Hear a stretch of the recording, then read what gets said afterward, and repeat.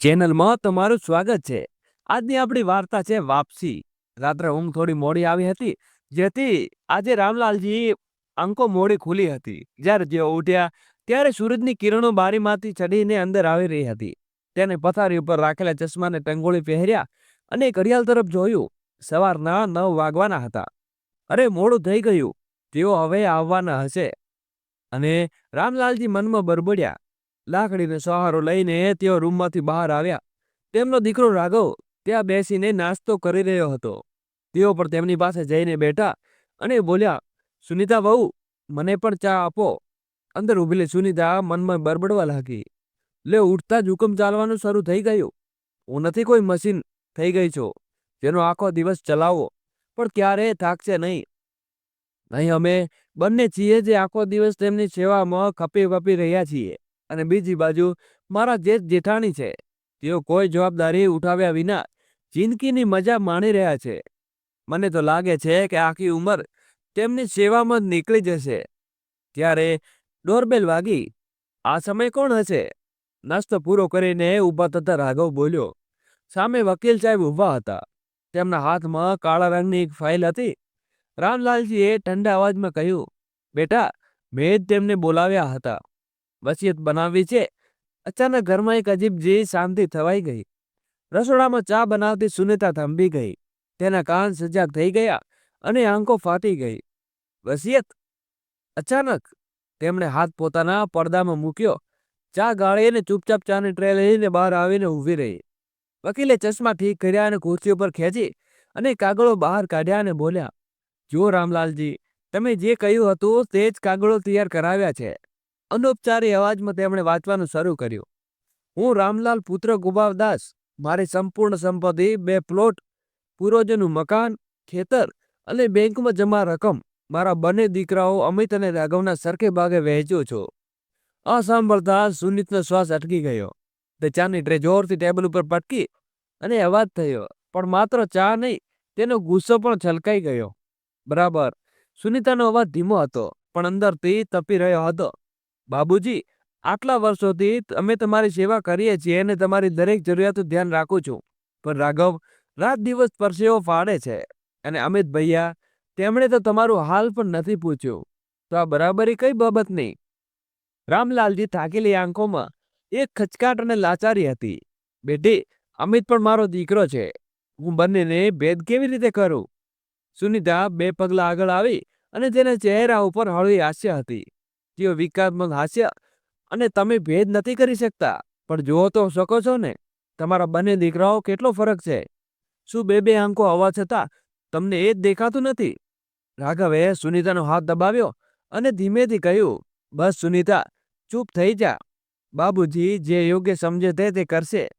પણ સુનીતાના ચહેરા ઉપર તે સમયે એક એવી શાંતિ હતી જે કોઈ તોફાન પહેલા ચેતવણી આપી રહી હતી। તે ચૂપચાપ રસોડામાં ચાલી ગઈ। હવે ત્યાં માત્ર વસિયતના કાગળોની સરગરાટ ગુંજી રહી હતી।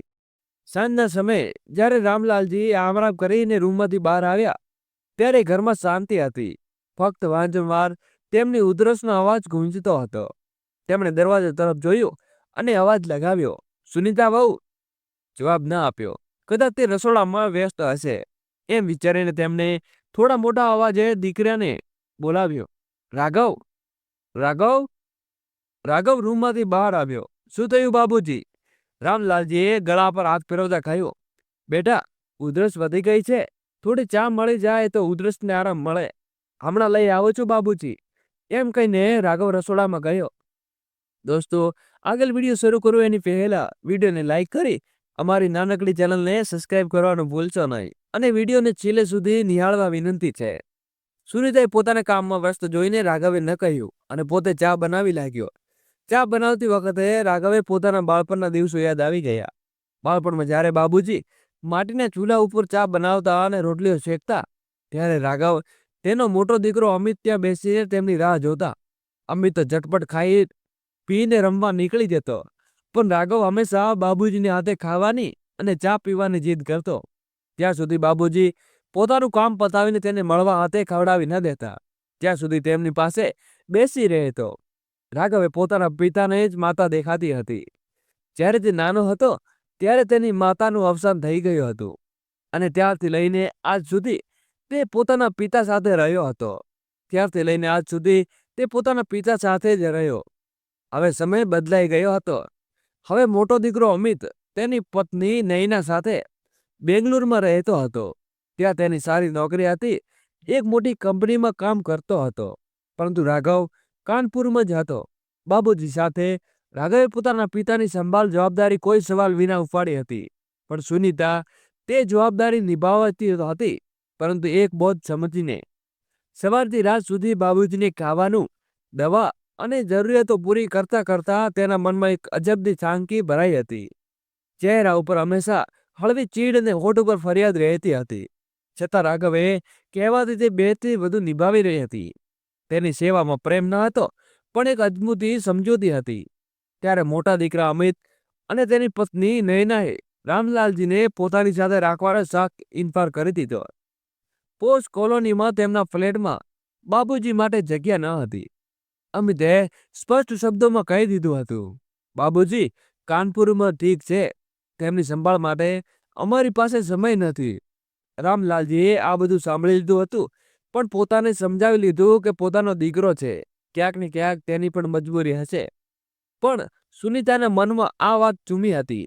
આજે ખાવાનું ખાઈને જ્યારે રામલાલજીને દવા માંગી તો સુનીતાએ રસોડામાંથી અવાજ આપ્યો, રાઘવ, તું આપી દે, મારી પાસે સમય નથી. રાઘવ ચોંકી ગયો, કારણ કે આ પહેલી વાર હતી જ્યારે સુનીતાએ બાબુજીની દવા આપવાનો સાફ ઇનકાર કર્યો હતો. સુનીતાનો ચહેરો હવે દિવસે દિવસે બદલાઈ જતો હતો. પહેલા જે બાબુજી ઉકળેલા મનથી પણ સમયસર ખાવાનું મંગાવતા અને દવા આપતી અને બાકીની જરૂરિયાતો પૂરી કરતી હતી, હવે તે જાણી જોઈને ટાળવા લાગી હતી. દોસ્તો, વિડીયોને છેલ્લે સુધી નિહાળવા વિનંતી છે, કારણ કે છેલ્લે જે ઘટના બની તે તમે ક્યારેય પણ સાંભળીને વિચાર્યું પણ નહીં હોય. ક્યારેક ખાવાનું પૂછીને મૂકી દેતી, તો ક્યારેક દવા ટેબલ ઉપર પટકીને ચાલી જતી. બાબુજીની આંખમાં સવાલો હતા, પણ જીભ નહોતા આવતા. સુનીતા મનમાં હવે એક જ વાર ઘા કરી રહી હતી, સેવા અને સંપત્તિ સરખે ભાગે વહેંચાય. તેને મનમાં નક્કી કરી લીધું હતું કે આ અન્યાય હું ક્યારે જ નહીં સહન કરું. રાઘવ પણ ધીમે ધીમે સુનીતાના બદલાવને અનુભવી રહ્યો હતો, પણ કંઈ બોલ્યો નહીં. રાત્રે જ્યારે બધા સૂઈ ગયા તો સુનીતા દેર સુધી પડકા ફેરવતી રહી. તેના મનમાં એક નવી યોજના જન્મી ચૂકી હતી. ઘરમાં બાકીના સભ્યો સૂઈ રહ્યા હતા અને અજાણી તે તોફાનથી હવે તેમના ઘર ઉઠવાનું હતું.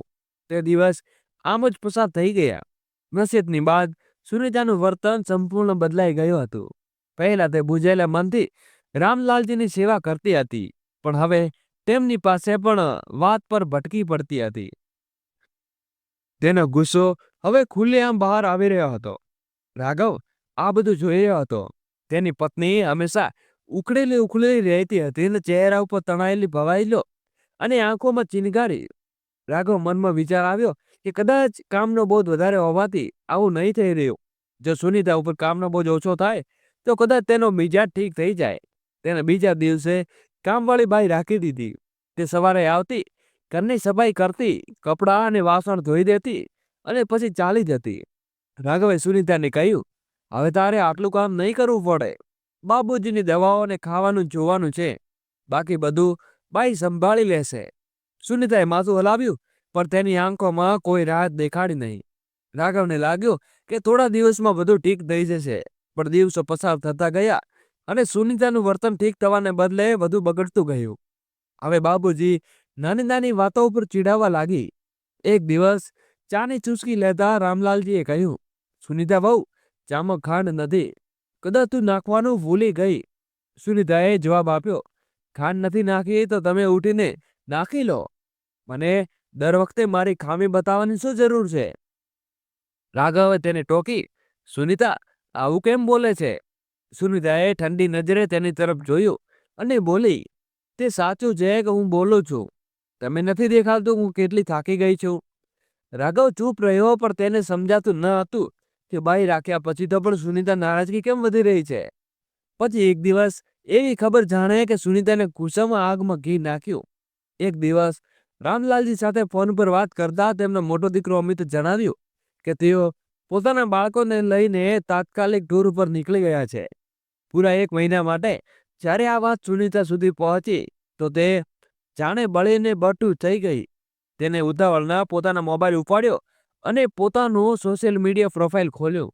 ત્યાં અમિત અને તેના પત્ની પરિવારની તસવીરો હતી. ક્યારેક સમુદ્રના કિનારે, ક્યારેક આકાશના આમતે ઇમારતોની સામે, તો ક્યારેક મોટા મોટા શોપિંગ મોલ્સમાં હસતા રમલકતા. કોઈ તસવીર નીચે કેપ્શનમાં લખ્યું હતું, વેકેશન ઇન પેરેડાઇઝ. તો કોઈક નીચે લખ્યું હતું, લાઈફ ઇઝ બ્યુટીફુલ. સુનિતાનો ચહેરો ગુસ્સાથી લાલ થઈ ગયો. તેને ફોન મેસ પર મૂક્યો અને બોલ્યો, જુઓ, આ લોકો વિદેશમાં મજા કરી રહ્યા છે અને હું બાપુજીની નોકરાણી બનીને છું. રાઘવે તેને સમજાવવાની કોશિશ કરી. સુનિતા, તને નોકરાણી કોણે કહ્યું? અને મને નથી લાગતું કે લોકો ક્યાંક જાય કે ન જાય તેનાથી આપણે કોઈ ફરક પડવો જોઈએ. શું મતલબ આપણે શું? આટલા વર્ષોથી હું બાબુનો બોજ ઉઠાવું છું. તેની દરેક જીદ અને ફરિયાદ સહન કરો છો. રાઘવ, તું ઓફિસમાં થાકે છે તો હું અહીં થાકું છું. અને તે લોકો વિદેશથી ફર્યા છે અને વસિયતમાં બરાબરનો હિસ્સો લેશે. આ ક્યાંનો ન્યાય છે? તેના અવાજમાં ગુસ્સો અને આંખમાં આંસુ હતા. તે રાતે સુનિતા રસોડામાં ઊભી રહી. તેણે ખાવાનું ન બનાવ્યું અને ઓફિસથી પાછા ફરેલા રાઘવે પૂછ્યું, સુનિતા, બાબુજીને ખાવાનું આપી દીધું? ના, નથી આપ્યું. તો લાવો, હું આપી દઉં. સુનિતાએ જવાબ આપ્યો, મેં બનાવ્યું જ નથી. શું ખાવાનું નથી બનાવ્યું? પણ કેમ? આજે મન નહોતું. તમે બહારથી મંગાવી લો. હદ કરે છે સુનિતા. બાબુજી બહારનું ખાવાનું કેવી રીતે ખાશે? મને નથી ખબર. ખાશે તો એટલું તમારાથી હમણાં કંઈ નહીં કહી શકે. રાઘવ હેરાન થઈ ગયો. પહેલા સુનિતા થાકેલી હોવા છતાં કામ કરતી હતી, પણ હવે તો જાણે તેને કોઈ કામ ન કરવું બહારનું જોઈતું હતું. રાઘવે જાતે જેમ તેમ કરીને રોટલી બનાવી, દૂધ સાથે પિતાને આપી અને બાકીનું ખાવાનું બહારથી ઓર્ડર કરી દીધું. રામલાલજી પોતાના રૂમમાં સૂતેલા હતા. કદાચ તેમણે હજુ ખબર ન હતી કે તેમની વસિયતને સુનિતાના મનમાં કેટલી આવ લાગેલી છે. રાઘવ જોઈ શકતો હતો કે હવે સુનિતાના ચહેરા ઉપર માત્ર બે જ ભાવ દેખાતા હતા, ઈર્ષા અને નફરત. તે સમજી ગયો કે તેની અંદર ભરેલો ગુસ્સો હવે કામના બોજમાં નહીં, પણ મનમાં ઉગી રહેલા કડવાશનો હતો. ઘરમાં શાંતિ હતી, પણ તે શાંતિમય તોફાનો તૈયાર થઈ રહ્યું હતું. હવે જ્યારે પણ રામલાલજી કંઈ ખાવાનું માંગતા તો સુનિતા કાન બંધ કરીને બેસી રહી હતી. પોતાના પૌત્રને અવાજ આપતા તો તે દાદાજી સાથે જતા રોકી દેતી. ક્યારેક કામવાળી બાઈ તેમના દયા ખાઈને રસોડામાં કોઈ ફળ લઈને કાપી નાખી દેતી. જ્યારે સુનિતાએ તેને આવું કરતા જોયું તો તેને જોરથી ઠપકો આપ્યો. આગળથી આવું કર્યું તો કામવાળી કાઢી મૂકીશ. ત્યારબાદ કામવાળી બાઈ પણ પોતાનું કામ સુધી સીમિત રાખવાનું શરૂ કરી દીધું. આજે બપોરે જ્યારે ઘડિયાળમાં 3 વાગ્યા હતા ત્યારે રામલાલજીએ રૂમમાંથી ધીમા અવાજે ફૂંકાર્યું, બેટી, કંઈ ખાવાનું હોય તો આપી દે. તેમના અવાજમાં નબળાઈ હતી, પણ સુનિતાના કાનમાં એ જ વધુ માંગ બનીને ગૂંજ્યો. તે રસોડામાં નફરતની બહાર આવી અને ચહેરા ઉપર ગુસ્સો લઈને, આ પણ કોઈ ખાવાનો સમય છે? તેણે તીખા સ્વરમાં કહ્યું, 12 વાગે તો તમે દૂધવાળું દળિયું લીધું હતું ને? હવે તમે ફરીથી કંઈ જોઈએ છે? જે રોટલી શાક બનાવ્યું હોય ખતમ થઈ ગયું છે. તમને તો બીજું કોઈ કામ નથી સિવાય ખાવાનું માંગવાનું. આ ઘર છે, કોઈ ખાવાનું બનાવવાની ફેક્ટરી નથી કે તમારા માટે 24 કલાક ચાલતી રહે. ચૂપચાપ સૂઈ જાઓ. હવે જે ખાવાનું હશે તે ખાઈ લેશે, સાંજે મળશે. રામલાલજી કંઈ પણ કહે તે પહેલા જ સુનિતા પાછી વળીને પોતાના રૂમ તરફ ચાલી ગઈ. રામલાલજી આંખોમાં એક ઉદાસી છવાઈ ગઈ હતી, પણ તેઓ ચૂપચાપ રહ્યા. એ જ વખતે રાઘવ ઓફિસથી વહેલો પાછો આવી ગયો અને ગેટ પાસે ઊભો રહી તેને સુનિતાની બધી વાતો સાંભળી લીધી. તેના પગ અંદર વધ્યા ત્યારે સુનિતા પોતાના રૂમ તરફ જોઈ ચૂકી હતી. રાઘવના મનમાં ગુસ્સો ભભૂકી ઉઠ્યો. તે ઝડપથી રૂમમાં ગયો. ત્યાં સુનિતા પથારી પર બેસીને પોતાની પસંદગીની સિરિયલ જોવા લાગી હતી અને એવી જ મસ્તીમાં બેસી હતી. તેણે થયું જ ન હતું કે ટીવીના અવાજ વચ્ચે રાઘવનો અવાજ ગૂંજ્યો, સુનિતા, આ બાબુજી સાથે વાત કરવાની કેવી રીત હતી? તેઓ વૃદ્ધ છે, બીમાર રહે છે અને તું સાથે આવું બોલે છે? સુનિતાએ રિમોટ નીચે મૂક્યું અને પાછું વળીને રાઘવને જોયું. હા, બોલું છું. અને બીજું શું કરું? દિવસ રાત તેમની સેવામાં ઊભી રહું, દરેક ફરમાઈશો પૂરી કરતી રહું. દર 2 કલાકે કંઈક ને કંઈક જોઈએ છે.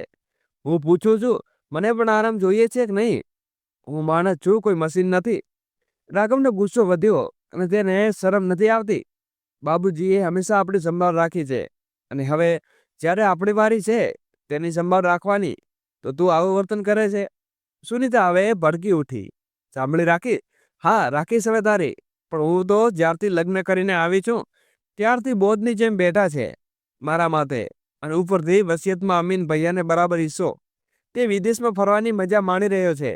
સોશિયલ મીડિયા ઉપર રોજ 150 તસવીરો પોસ્ટ કરી અને અમને જલાવવા. જ્યારે મોબાઈલ ઉપર તેમની તસવીરો જોઉં છું તો દિલ તો કરે છે કે મોબાઈલ દિવાલમાં ફેંકી દઉં. બસ, હવે બહુ થઈ ગયું. હવે કાન ખોલીને સાંભળી લે રાઘવ. તો આ ઘરમાં બાબુજી રહેશે કે હું રહીશ? કમરામાં શાંત સિવાઈ ગઈ. રાઘવ સ્તબ્ધ થઈ ગયો અને સુનીતાની વાતો તેના સીનાના ખંજવા જેમ કૂફી ગઈ હતી. તે કંઈ કહેવા માંગતો હતો પણ શબ્દો બહાર ન આવ્યા. દલીલોની ગુંજ આખા ઘરમાં તણાવ બનીને ફેલાઈ ગઈ.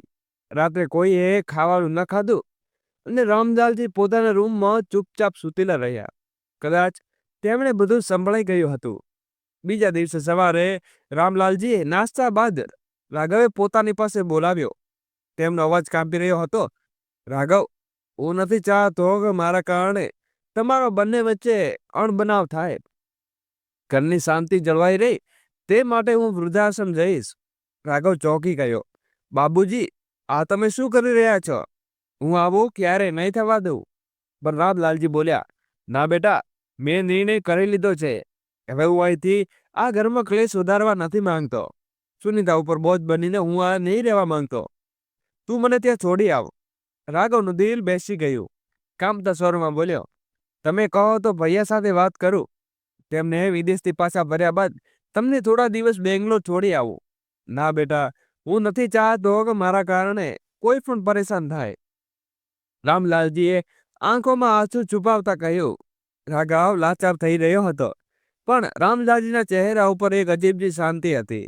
ત્યારે સુનીતા જે પાછળ પાછળ ઊભીને તેમની બધી વાતો ધ્યાનથી સાંભળી રહી હતી, ઠંડા સ્વરમાં બોલી, રાઘવ, બાબુજી સાચું કહે છે. હવે મારાથી નહીં થઈ શકે. તું તેમને વૃદ્ધાશ્રમ છોડી આવ. સૌની ભલાઈ એમાં છે. રાઘવે તેની તરફ જોયું અને તેની પત્નીની આંખોમાં હવે થાક ન હતો પણ દુઃખ ન હતું અને ચહેરા ઉપર ફક્ત એક કઠોરતા પથરાઈ હતી અને દિલમાં ઢગલો ઉત્સાહ. રાઘવનું મન ભારે હતું. એક તરફ તેના જન્મદાતા હતા અને જેમણે તેને ઉછેર્યો, સારી જિંદગી આપી, અને બીજી તરફ તેની પત્ની જેની સાથે તેને જીવન વહેંચ્યું હતું. તે સમજી ન હતો શકતો કે શું સાચું છે. ઘરમાં તણાવની દિવાલો ઊભી થઈ ગઈ. તે બપોરે જ્યારે રાઘવે પોતાના પિતાનું નાનું બેગ ઉપાડ્યું તો સુનિતાએ ચૂપચાપ નજર ફેરવી લીધી. બહાર રસ્તા ઉપર શાંતિ હતી. રાઘવની આંગળીઓ લાચારીથી બેગ હેન્ડલ ચુસ્તપણે પકડી રાખી હતી. તેણે એકવાર ફરીથી સુનિતા તરફ જોયું. કદાચ આશા હતી કે કંઈ બોલશે, તેને રોકશે, પણ ના, તેની આંખોમાં કોઈ ભાવ ન હતો. આ તો તેના માટે બોજમાંથી મુક્તિની ક્ષણ હતી. રામબાબુજી ચૂપચાપ ઊભા રહ્યા અને તેમના ચહેરા ઉપર ન ફરિયાદ હતી, ન કોઈ ગીલું, ફક્ત એક સુનિતા. વૃદ્ધાશ્રમમાં જવા માટે જ્યારે તેઓ કારમાં બેઠા તો રામલાલજીએ હળવી મુસ્કાન સાથે કહ્યું, પરેશાન ન થા બેટા. દરેક પોતાની જિંદગી પોતાની રીતે જીવવા માંગે છે. મને કોઈ ફરિયાદ નથી. રાઘવ કંઈ ન બોલી શક્યો. કાર આગળ વધી અને વૃદ્ધાશ્રમના ગેટ પાસે પહોંચી. રાઘવ હિંમત જવાબ આપવા લાગી. ગાડી રોકીને થોડી વાર એમ જ બેસી રહ્યો. રામલાલજીએ હળવા સ્વરમાં કહ્યું, ચાલ બેટા, મોડું ના કર. રાઘવની આંખોમાં આંસુ હતા પણ તેને વહેવા ન દીધા. તે ગાડીમાંથી ઉતર્યો, બેગ ઉપાડીને પિતા સાથે અંદર ગયો. રાઘવે દસ્તાવેજોની ઓમનોપચારી પૂરી કરીને જતા પહેલા પિતાની બેગ લાગ્યો. ખુશ રહેજે બેટા, તેમણે આશીર્વાદ આપ્યા. પણ રાઘવનો અવાજ ગળામાંથી અટકી ગયો. તે વિલંબાઈને બોલે ઝડપથી પાછો ફર્યો અને બહાર નીકળી ગયો. પાછા ગાડીમાં આવીને બેઠો અને માથું સ્ટેરિંગ પર મૂકીને ધોધમાર રડી પડ્યો. દોસ્તો, આગળ વિડીયો શરૂ કરીએ એની પહેલા વિડીયોને લાઇક કરી અમારી નાનકડી ચેનલને સબસ્ક્રાઇબ કરવાનું ભૂલશો નહીં અને વિડીયોને અંત સુધી નિહાળવા વિનંતી છે. ઘણીવાર બાદ જ્યારે તે ઘરે પહોંચ્યો, દરવાજે સુનિતા ઊભી હતી. ચહેરા ઉપર સંતોષની હળવી ઝલક હતી. છોડી આવ્યા? તેને સપાટ સ્વરમાં પૂછ્યું. રાઘવે કોઈ જવાબ ન આપ્યો અને અંદર ગયો અને સીધો પોતાના રૂમમાં જઈને પથારી પર સૂઈ ગયો. છતને ઘૂરતા તેના મનમાં એક જ અજીબ બેચેની હતી. બીજા દિવસે રવિવાર હતો. સુનિતા આજે ઘણી મોડી સુધી સૂઈને ઉઠી. તેના માટે આ સવાર ખૂબ સુહાગતી હતી, કારણ કે દર રવિવારે જેમ તેને બાબુજી માટે ચા બનાવવાની ઉતાવળ ન હતી. આજે ઘરમાં ઉધરસનો અવાજ ગુંજતો ન હતો. એક અજલ શકૂન અનુભવી રહી હતી. આજે રાઘવે આખી રાત પડખા ફેરવતા કાઢી હતી. કોઈને કંઈ ન બોલતા ચૂપચાપ ઘરમાંથી બહાર નીકળી ગયો અને ઘણીવાર પાર્કમાં ફરતો રહ્યો. પણ મનમાં ખૂબ ભારે હતું. વિચાર્યું કે સમીરના ઘરે જઈને સમીરને તેનો બાળપણનો મિત્ર હતો, જેની સાથે પોતાનું દુઃખ વહેંચીને મન હળવું કરી લેતો હતો. પણ જેવો રાઘવ સમીરના દરવાજે પહોંચ્યો, અંદરથી ઊંચી ઊંચી અવાજ સંભળાઈ. તેના પગ થંભી ગયા. હા બસ, તમને તો હું જ બદતમીજ લાગુ છું. તમારી માં તો ક્યારે ખોટી હોતી જ નથી ને. સમીરની પત્ની સીમાનો છીછાજવાળો અવાજ બહાર સુધી ગુંજી રહ્યો હતો. ત્યારે સમીરનો અવાજ આવ્યો. આ તું કેવી વાતો કરે છે સીમા? મેં એવું ક્યારે કહ્યું? સીમાએ તરત જ જવાબ આપ્યો. રહેવા દો, હું બધું સમજુ છું કે હવે યા કે તમારી માને ગામ પાછી છોડી આવો, નહીં તો હું મારા બાળકોને લઈને માયકે જતી રહીશ. પણ એકવાર ગઈ તો પાછી ક્યારે નહીં આવો. રહો પછી ઉંમરભર તમારી મા સાથે. સમીરનો અવાજ ઊંચો થયો. તું હોશમાં તો છે ને? લાગે છે કે તારું મગજ ઠીક નથી. સીમાએ તુચ્છ કર્યો. હા, મારું મગજ બિલકુલ ઠીક છે, પણ કદાચ તમારી અમ્માનું નથી. રાઘવ કાન સજાગ થઈ ગયા અને સમીર ચીસ પાડી ઉઠી. થોડી તમીદની વાત કર. હું માનું છું કે તેમના કારણે તને થોડી તકલીફ તો થાય છે, પણ એનો મતલબ એ નથી કે હું મારી માને આ ઉંમરે એકલી છોડી દઉં. માને ગામ મોકલી દેવું એ કોઈ ઉલ્લેખ નથી. તેમણે પોતાનું આખું જીવન અને સારું જીવન આપવા ગાળી દીધું. હવે જ્યારે તેને અમારી જરૂર છે તો અમને એકલા છોડી દઈએ. તારા નજરિયાથી વિચાર સીમા, માની જગ્યાએ તને જાતે મૂકી જો. કાલે આપણા દીકરા લગ્ન થશે, આપણને વૃદ્ધ છોડી જશે. શું ઈચ્છીશ કે આપણો દીકરો ને બહુ આપણને આવી રીતે બહાર કાઢી દે? સીમાનો અવાજ અચાનક થંભી ગયો. સમીર નરકમાં સ્વર્ગ આગળ કહ્યું. આજે આપણે જેવું કર્યું કાલે આપણી સાથે પણ એવું થશે. એ ન ભૂલીશ કે માં આપણી જવાબદારી છે અને આ જવાબદારીથી આપણે મોઢું નથી ફેરવી શકતા. તેની વાતો બાદ ઘરમાં શાંતિ છવાઈ ગઈ. રાઘવ બહાર ઊભો આ બધું સાંભળી રહ્યો હતો. તેનું દિલ ઝડપથી ધડકવા લાગ્યું. સમીરની સમજદારી, તેનું ધીરજ અને મા પ્રત્યે વફાદારી રાઘવે ઝંઝોળી નાખ્યો. તેની બિનકમી બોલે ત્યાંથી પોતાના ઘર તરફ ચાલી નીકળ્યો. રસ્તા પર તેના મનમાં વિચારોનું તોફાન ચાલતું રહ્યું. સમીરને કેટલી સારી રીતે વાત સાંભળી લીધી. હું મારા ઘરને આવી રીતે ન સંભળાવી શક્યો? શું હું સુનીતાને શાંતિથી ન સમજાવી શક્યો? શક્ય છે કે તે ન માનત, પણ હું મારા મિત્રને આટલી સરળતાથી છોડવા કેવી રીતે તૈયાર થઈ ગયો? દરેક પગલે તેનો અપરાધબોધ ગાઢો જતો હતો. સામે રાઘવે ઘરે પાછો ફર્યો. તે સોફા ઉપર બેસીને વિચારમાં ડૂબેલો હતો. સુનીતા તેની પાસે આવી અને તેના ચહેરાની ઉદાસી પાંપીને બોલી. શું થયું? આટલા પરેશાન કેમ છો? રાઘવ ચૂપ રહ્યો, પણ તેની સુનીતાને સમજી ગઈ. તેણે તંગ ભરેલા લહેરમાં કહ્યું. હવે હું ફરી તારા બાબુજી વિશે વિચારે છે કે ને? બીજું કોઈ કામ નથી કે શું તને? ક્યાંક ને પાછા લાવવાનું નથી વિચારતો ને? રાઘવ સબર તૂટી ગયું ને તેને સુનીતા તરફ જોઈને કહ્યું. સુનીતા, મેં મારા પિતા છે, હું તને કેવી રીતે ભૂલી શકું? સાંભળીને સુનીતા થોડી વાર માટે ચૂપ થઈ ગઈ. પછી ઉત્સાહ ભરેલા સ્વરમાં બોલી. સાંભળને, કેમ ના આપણે થોડા દિવસ માટે બહાર ફરવા જઈએ? તારું મન પણ હળવું થઈ જશે અને આવર પણ ખુશી થઈ જશે. વળી કેટલા વર્ષ થઈ ગયા આપણે ત્રણેય સાથે બહાર નથી ગયા. તારા બાબુજીને કારણે તો આપણે ક્યાંક જઈ શકતા ન હતા. હંમેશા તેમની દવાઓ, તેમની જરૂરિયાતો, તેમની સંભાળ, બસ આ જ. હવે તો આઝાદ જીવન જીવવાનો મોકો મળ્યો છે. રાઘવે સુનીતાની ગુસ્સાથી ઘૂરીને કહ્યું. પછી એક ઊંડો શ્વાસ લઈને ઊભો થયો અને બિન કંઈ બોલે ડ્રોઈંગ રૂમમાં જઈને ચાલ્યો ગયો. રાઘવ, તું ક્યાં જાય છે? સુનીતાએ પાછા પોકાર્યો અને સુવા રાઘવે ટૂંકા અવાજમાં આપ્યો.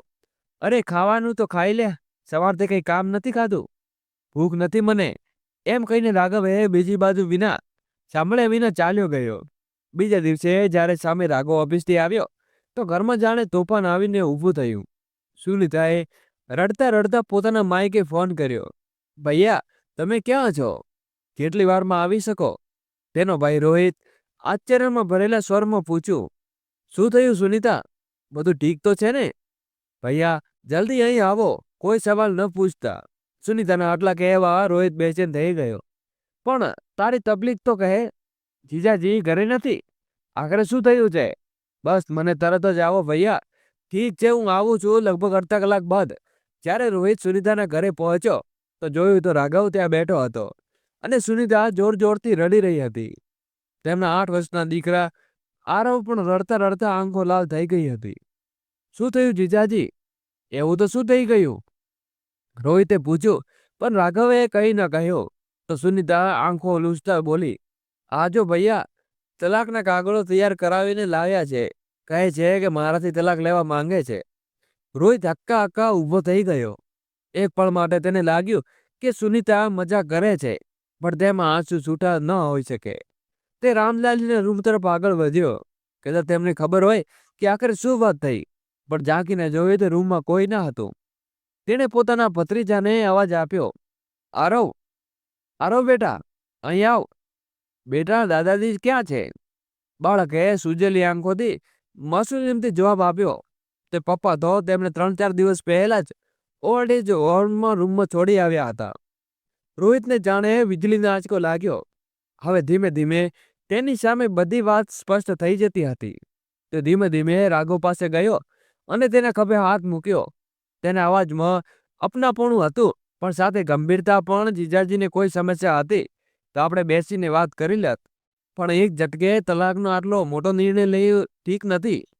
બસ આટલું બધું સાંભળતા જ રાઘવના સબરનો બાંધ તૂટી ગયો. તેની આંખોમાંથી આંસુ છલકાતા પડ્યા.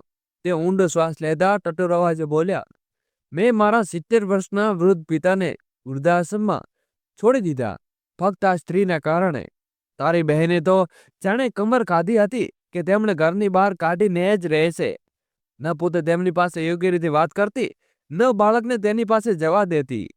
તેમનું જીવન નરક બનાવી દીધું હતું. નોકરાણીને પણ મનાઈ કરી દીધી હતી કે બાબુજીની કોઈ મદદ ન કરે. પરેશાન થઈને આખરે તેમણે જ કહી દીધું કે મને વૃદ્ધાશ્રમ મોકલી દો. રાઘવે બંને હાથે પોતાના ચહેરો ટાંકી દીધો અને ધોધામ રડવા લાગ્યો. પછી થોડું સાંભળીને ભરાયેલા ગળે બોલ્યો, તું કદાચ નથી જાણતો, જ્યારે હું 4 વર્ષનો હતો ત્યારે મારી મા અમને છોડીને ચાલી ગઈ હતી. બાબુજીએ ફરી ક્યારે લગ્ન ન કર્યા, ફક્ત એટલા માટે કે અમારા જીવનમાં કોઈ સાવકી માં ન આવે. તેમણે એકલા અમને ઉછર્યા, ઘર અને બહાર બંને એકલા સંભાળ્યા અને ઘરની બરબડાટ આંખોમાં ગયેલા દિવસો યાદ ઉભરાઈ આવી. મને યાદ છે કે જ્યારે હું નાનો હતો અને બાપુજી આંગળી પકડીને ચલાવતો હતો, તેની હાજરીમાં જ મારી સલામતી હતી. અને કામથી થાકીને આવતા તો પછી મારી જીદ ઉપર મેળો બનાવતા લઈ જતા. અને જ્યારે હું ચાલતો ચાલતો થાકી જતો તો મને ખભે બેસાડીને આખો મેળો ફેરવતા. અને આજે કહેતા કહેતા તેનો અવાજ કાંપવા લાગ્યો હતો. આજે જ્યારે તેમણે મારા ખભાની સૌથી વધુ જરૂર હતી તો ત્યારે મેં તેમને પરાયા કરી દીધા. મારા ઉપર લાલચ છે કે 3 દિવસ થઈ ગયા, પણ તેમનો લાચાર ચહેરો મારી આંખ સામે હટતો નથી. આટલું સાંભળીને રોહિતે ગુસ્સામાંથી સુનિતા તરફ જોયું અને તે હજુ પણ ગુસ્સામાં હતી. આટલું લૂછતી બીજી વાર મોઢું લૂછી અને ઊભી થઈને રહી. મારા બાપુજીએ પોતાનું બાળકોનું ભવિષ્ય સરવવા માટે આખી જિંદગી ગાળી દીધી. અમારા માટે આ આસિયાનો આમદ તૈયાર ન થઈ ગયો હતો. આને બનાવવા તેમણે પોતાના લોહી પીસીને એક એક ટીપે આ ઘરની ઈંટોને સિંચી છે. જો હું મારા ભગવાન સમાન પિતા ન થઈ શક્યો તો મારી પત્ની અને દીકરાઓને કેવી રીતે થઈ શકે? કહેતા કહેતા નાના બાળકોની જેમ ધ્રુસકે ધ્રુસકે રડવા લાગ્યો. રાઘવ તેની વાતો સાંભળીને સુનિતા પણ હવે મનમાં ભૂલોને અહેસાસ થવા લાગ્યો. ગભરાટથી તેની આંગળીએ સાડીની પલ્લું વારંવાર મરડવા લાગી. દોસ્તો, આગળ વિડીયો શરૂ કરીએ એની પહેલા એક નાનકડી કોમેન્ટ રાઘવ અને સુનિતા વિશે જરૂરથી કરી દેજો. પછી એક લાંબો શ્વાસ લઈને રાઘવ બોલ્યો, મેં મારા જન્મદાતા એવા લોકોને હલાવે કરી દીધા કે જેમની આદતો, તેમની જરૂરિયાતો નથી જાણતા, તેમની બીમારી નથી સમજતા, તેની વિશે કંઈ નથી જાણતા. જ્યારે હું મારા પિતા સાથે કંઈ ન કરી શક્યો તો બાકી કોઈના સાથે શું કરીશ? મારે પતિ તો મને માફ કરી દીધું છે, મારા પિતા માટે બોજ છે. જ્યારે તેઓ પોતાની આઝાદી આટલી પ્યારી છે તો હું શા માટે તેને અધૂરી આઝાદી આપું? શા માટે ન તેને સંપૂર્ણ આઝાદી કરી દઉં? રાઘવના આ શબ્દ સાંભળતા સુનિતાનું દિલ ધડકી ગયું. તેણે ભરાયેલી આંખે આંખોમાં તેની તરફ જોયું, પણ રાઘવની આંખો હજી પૂરી ન હતી થઈ. જ્યારે માં વિના ઉછેરી શક્યો, તો મારો દીકરો પણ પિતા વિના ઉછરી જશે. માં તો છે ને તેની પાસે, તેની શું ખોટ પડશે? એમ કહેતા તેની નજરમાં દીકરા તરફ પડી. તે ડરેલા ખૂણામાં ઊભો હતો. રાઘવની આંખોમાં એક અજીબ દ્રઢતા આવી ગઈ. તેમણે હું તલાક આપવા માંગુ છું. હવે તું મજાથી ફરજે. બાબુજીની જરૂરિયાતોનો બોજ મેં પહેલેથી જ તારા માથે ઉતારી દીધો છે. અને હવે હું તને મારી પોતાની જવાબદારીથી પણ મજાથી કરી રહ્યો છું. પણ ચિંતા ન કર, મારી બધી સંપત્તિ તારી પાસે રહેશે. બધું છોડીને હું મારા બાપુજી પાસે વૃદ્ધાશ્રમમાં રહીશ. ઓછામાં ઓછું એક શકૂન તો મળશે મને. અને મનમાં બાબુજીના જીવનમાં અંતિમ પડકાર હું તેમની સાથે તેમની પાસે રહીશ. સુનિતાએ જાણે કરંટ લાગ્યો. તેને ફાટેલી આંખોથી રાઘવ તરફ જોયું. રાઘવે માથું નમાવી દીધું અને તેનો અવાજ હવે ઠંડો પડી ગયો હતો. આજે મારા પિતાજી 2 દીકરા હોવા છતાં વૃદ્ધાશ્રમમાં રહે છે. આ હિસાબે તો આખરે મારે પણ ત્યાં જવું પડશે. તમે શા માટે ન હવે ચાલો? ત્યાં રહેવાની આદત પણ મને થઈ જશે. અને વૃદ્ધાશ્રમમાં ઘરમાં લોકો મારાથી કોઈ તકલીફ નહીં થાય. કમરામાં શાંતિ પથાઈ ગઈ. ફક્ત રાઘવની શીશીને ગૂંજતી હતી. રોહિતે પોતાની બહેન સુનિતા તરફ ગહેરી નજરે જોયો અને તેના ચહેરા પર હળવી મુસ્કાન આવી. સુનિતા આ મુસ્કાન પાછળનું રહસ્ય સમજી ન શકી અને તે બોલ્યો, સુનિતા, તારા આઈડિયાથી તો મને પણ પ્રેરણા મળી ગઈ. હવે પણ હું મારી માને વૃદ્ધાશ્રમમાં છોડી આવીશ. સુનિતાને લાગ્યો કે જાણે કોઈનો હાથ ઉઠાવ્યા વિના તેના મોઢા ઉપર જોરદાર તમાચો માર્યો હોય. તેના પગ નીચેથી જમીન સરકી ગઈ અને ખસવા લાગી. તે અવાક રહીને તેને આશ્ચર્યથી જોવા લાગી. શું આ શું કહે છે ભૈયા? તે અવાજ કાંપી રહ્યો હતો. આ સુનિતા, બિલકુલ સાચું કહું છું. આપણી માં પણ વૃદ્ધ થઈ ગઈ છે. રોજ ક્યારેક ઉધરસ, ક્યારેક તાવ, ક્યારેક અહીં દુખે, ક્યારેક ત્યાં દુખે અને મારાથી બધું નથી સંભળાતું. તમને ડોક્ટર પાસે લઈ જવું, બિનજરૂરી તેમને દવાઓ પણ આટલો ખર્ચો કરવો, તેના કરતાં સંભાળ આ બધીથી હું પરેશાન થઈ ગયો છું. અને શા માટે ન મારું જીવન પણ સરળ બનાવું જેમણે જે બનાવ્યું? સુનિતા ચૂપ રહીને તેને જોતી રહી. તું જ કહેશ હું સાચું કરું છું કે નહીં? રોહિતનો સ્વર અચાનક તીખો થઈ ગયો. ના ભૈયા, એવું ન કરશો. મને બધું શર્મિંદા ના કરશો. એમ કહેતા શા માટે? જ્યારે તારા સસરા માટે આજ કર્યું ત્યારે તને કંઈ ખોટું ન લાગ્યું? તેમણે પોતાના ઘરમાંથી બહાર કાઢતી વખતે તારા અંતરાત્માને અવાજ ન કર્યો. તેની આંખોમાં આંસુ જોઈને તારું દિલ ન પીગળ્યું. સુનિતા જમીન ઉપર બેસી ગઈને, માફ કરી દો. મેં ખૂબ મોટી ભૂલ કરી છે.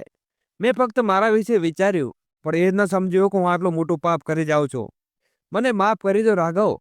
સુનિતા જેટલું બોલતી હતી તેટલું બધું ડરતી હતી. રાઘવે તેની તરફ નજર ઉઠાવીને જોયું. સુનિતા ગહેરા હવે આત્મલિંગાથી ભરી ગયો હતો. તેની આંખોમાં પાછેતાપનો સમુદ્ર હતો. થોડી વાત તેને ભાઈ રોહિત બોલ્યો, હવે જ્યારે તમે મારી ભૂલનો અહેસાસ થઈ ગયો હતો, તો આપણે બધા મળીને અંકલને વૃદ્ધાશ્રમથી પાછા લઈ આવીએ. રોહિતે ઘડિયાળ તરફ જોયું અને સાંજના 7 વાગી ગયા હતા. ચાલો જીજાજી, આપણે હમણાં જ વૃદ્ધાશ્રમ જઈએ. હવે મોડું કરવાનો કોઈ ઈરાદો કાયદો નથી. રોહિતે રાઘવના ખભે હાથ મૂકીને કહ્યું, સુનિતા, તું આને લઈ આવ. હું આરોપ સાથે કારમાં રાહ જોઉં છું. થોડી જ વારમાં રાઘવ, રોહિત અને સુનિતા વૃદ્ધાશ્રમના ગેટ પર પહોંચી ગયા. રાઘવ દિલની ધડકન ઝડપી વધી હતી. ત્યાં જવાની હિંમત તો કરી હતી, પણ પોતાના પિતાને સામનો કરવાનું સાહસ ન હતું. વૃદ્ધાશ્રમનું વાતાવરણ ઉદાસીથી ભરેલું હતું. ચારે બાજુ શાંતિ પથરાયેલી હતી.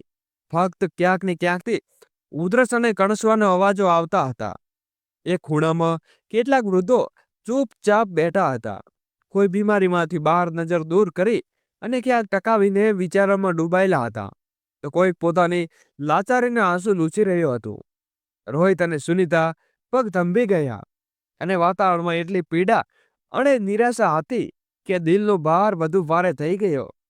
જી, હું રાઘવ, રામલાલજીનો દીકરો. શું તમે બતાવી શકો છો કે બાબુજી ક્યાં છે? રાઘવે ધીમા સ્વરે વૃદ્ધાશ્રમના કર્મચારીને પૂછ્યું. હા સાહેબ, તેઓ તો બરબાદમાં બેઠા છે. જેમ તે બરબાદમાં પહોંચ્યા અને તેમણે તે એક વૃદ્ધ બોલતા સાંભળ્યું. તે બીજું સાથે નહીં, પરંતુ મારા રાઘવ પિતા રામલાલજી સાથે વાત કરી રહ્યા હતા. ભાઈ સાહેબ, મારો તો કોઈ દીકરો ન હતો. તેમણે મજબૂરીમાં અહીં આવવા પડ્યું. પણ તમારી વાત સાંભળીને તો કાળજું ફૂટી ગયું. તમારી વહુએ તમને ઘરમાંથી બહાર કાઢી દીધા. બે દીકરા હોવા છતાં તમે વૃદ્ધાશ્રમમાં રહેવા મજબૂર કેવી રીતે બની ગયા? અને કેવી નિર્દય સ્ત્રી નીકળી તમારી વહુ, જેને પોતાના ઘરમાં મોટેરા બેઘર કરી દીધા. રાઘવનું દિલ બેસી ગયું. તેને શૂન્યતા તરફ જોઈને તેની આંખોમાં અપરાધ બોધ અને ડર હતો. પણ તેની વધુ આશ્ચર્યજનક તેના પિતાની પ્રતિક્રિયા હતી. તેમણે એ વૃદ્ધ તરફ જોયું અને ભીના સ્વરમાં કહ્યું, ના ભાઈ સાહેબ, મારી વહુ એવી નથી. મેં ખૂબ સારી છે. બસ થોડી ના સમજ છે, પણ ખરાબ નથી. આ સાંભળીને ત્રણેય જણા આવક ઊભા થઈ ગયા.